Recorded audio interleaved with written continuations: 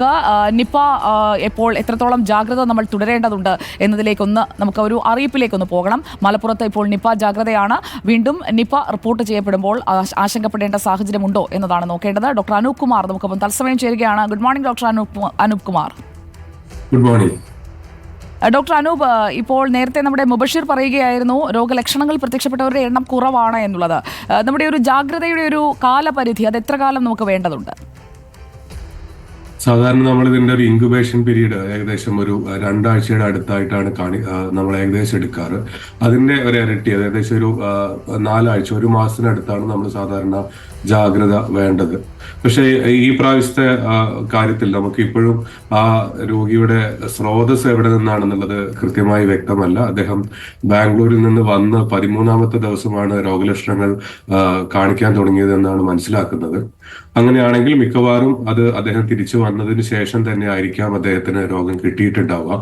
അങ്ങനെയാണെങ്കിൽ അത് ഇദ്ദേഹമാണോ ആദ്യത്തെ കേസ്, അതല്ല മുമ്പ് ഏതെങ്കിലും രോഗിയിൽ നിന്നാണോ ഇവരിലേക്ക് രോഗവ്യാപനം ഉണ്ടായത് എന്നുള്ളത് വളരെ ഇമ്പോർട്ടന്റ് ആയിട്ടുള്ള ഒരു കാര്യമാണ്. കാരണം വേറൊരു രോഗിയിൽ നിന്നാണ് ഇദ്ദേഹത്തിലേക്ക് ഈ രോഗം വന്നതെങ്കിൽ തീർച്ചയായും നമ്മൾ ഡയഗ്നോസ് ചെയ്യപ്പെടാതെ പോയ അല്ലെങ്കിൽ അത്തരത്തിലുള്ള മറ്റ് കേസുകളും ഉണ്ടാവാനുള്ള ഒരു സാധ്യത വളരെ കൂടുതലാണ്.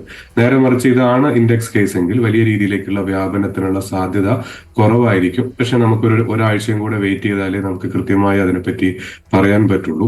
ഇദ്ദേഹത്തിന്റെ കോണ്ടാക്ട് ലിസ്റ്റുകളൊക്കെ കൃത്യമായി തന്നെ എടുക്കാൻ സാധിച്ചു എന്നാണ് മനസ്സിലാക്കുന്നത്. അവരിൽ ആർക്കെങ്കിലും രോഗലക്ഷണങ്ങൾ ഉണ്ടെങ്കിൽ തീർച്ചയായിട്ടും അവരെ ടെസ്റ്റിന് വിധേയമാക്കുകയും അതനുസരിച്ച് അതേപോലെ തന്നെ ഐസൊലേറ്റ് ചെയ്യുകയും ചെയ്തിട്ട് മറ്റൊരു രോഗവ്യാപനത്തിലേക്ക് പോകുന്നതിൽ നിന്ന് തടയുകയാണ് നമ്മൾ വേണ്ടത്. ഇത് 6ാമത്തെ പ്രാവശ്യമാണ് കേരളത്തിൽ ഈ രോഗം സ്ഥിരീകരിക്കുന്നത്. നമ്മുടെ മുമ്പുള്ള അനുഭവങ്ങൾ നോക്കെ തന്നെ, അതല്ലെങ്കിൽ നമ്മളിപ്പോ നമ്മുടെ നാട്ടിൽ രോഗം ഉണ്ടാക്കുന്ന ഈ പ്രത്യേക ജനിതക ഘടനയുള്ള ഈ വൈറസ് വലിയ രീതിയിലേക്കുള്ള വ്യാപനം ഉണ്ടാക്കാറില്ല. അതുകൊണ്ട് തന്നെ ഒരു ജനിതക വ്യത്യാസം വന്ന് ഇതിന്റെ വ്യാപന രീതി മാറുന്നില്ലെങ്കിൽ വലിയ രീതിയിലേക്കുള്ള ഒരു രോഗവ്യാപനം നടക്കാനുള്ള സാധ്യത വളരെ വളരെ കുറവാണ്. ഡോക്ടർ അനൂപ്, ഇപ്പോൾ ഈ സ്ഥിരീകരിച്ച ഇടങ്ങളിൽ കണ്ടെയ്ൻമെന്റ് സോണായി നിർദ്ദിഷ്ട ഇടങ്ങൾ നമ്മൾ സാധാരണ പോലെ തന്നെ ക്രമീകരിച്ചിട്ടുണ്ട്. അവിടെയൊക്കെ നടത്തുന്ന പനി ബാധിതരെ കണ്ടെത്തുന്നതിനായിട്ടുള്ള സർവേ അത് ഏത് രീതിയിലാണ്? എത്ര കിലോമീറ്റർ ചുറ്റളവിൽ വരെ ആവശ്യമുണ്ട്? ഈ കണ്ടെയ്ൻമെന്റ് സോണുകളിലെല്ലാം നടത്തേണ്ടതുണ്ടോ? എങ്ങനെയാണ് അതിന്റെ ഒരു ക്രമം? അത് ആരോഗ്യവകുപ്പാണ് അത്തരം കാര്യങ്ങൾ നോക്കുന്നത്. ഞാൻ ആരോഗ്യവകുപ്പിൽ വർക്ക് ചെയ്യുന്ന ഒരു ഡോക്ടറല്ല.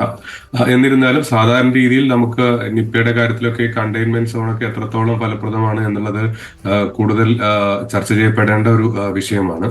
എന്നിരുന്നാലും അദ്ദേഹത്തിന് സമ്പർക്കം ഉണ്ടാവാൻ സാധ്യതയുള്ള ആൾക്കാരെ മുഴുവൻ കണ്ടെത്തുകയും അവരിൽ നിന്ന് രോഗലക്ഷണം എത്രയും നേരത്തെ കണ്ടുപിടിക്കുകയും ചെയ്യുക എന്നുള്ളതാണ് ചെയ്യാൻ നമുക്ക് പറ്റുന്നത്.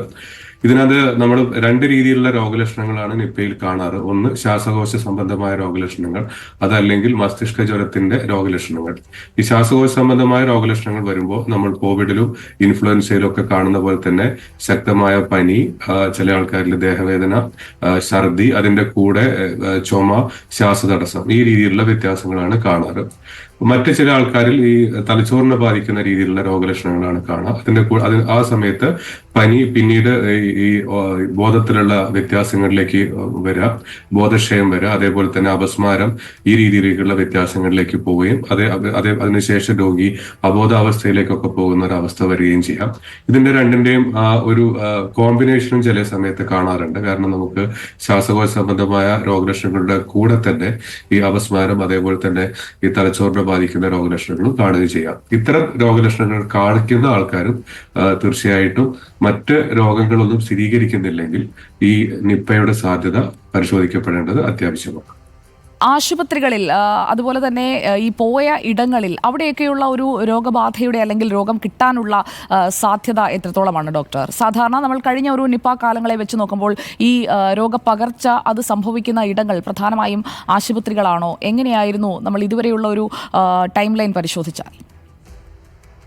നമുക്ക് 2018 പിന്നീട് നമുക്ക് 2023 ഈ 2 സമയത്താണ് നമുക്ക് രോഗവ്യാപനം കൂടുതലായി വന്നിരിക്കുന്നത്. ഈ 2 സമയത്തും അത് ഈ ആശുപത്രികളിൽ വെച്ചിട്ടാണ് രോഗവ്യാപനം നടന്നിരിക്കുന്നത്.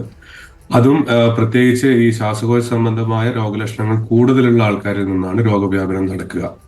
ഏതെങ്കിലും രോഗി പോയ ആശുപത്രിയിൽ സന്ദർശനം നടത്തിയ ആൾക്കാരിലേക്ക് മുഴുവൻ രോഗവ്യാപനം വരുന്ന ഒരു സ്ഥിതി സാധാരണ കാണാറില്ല. നേരെ മറിച്ച് രോഗിയുമായി കൃത്യമായ മുൻകരുതലുകൾ എന്ന് പറയുമ്പോൾ നമ്മൾ ഉദ്ദേശിക്കുന്നത് മാസ്ക് ധരിക്കുക, അതേപോലെ തന്നെ കൈ വൃത്തിയായി സൂക്ഷിക്കുക.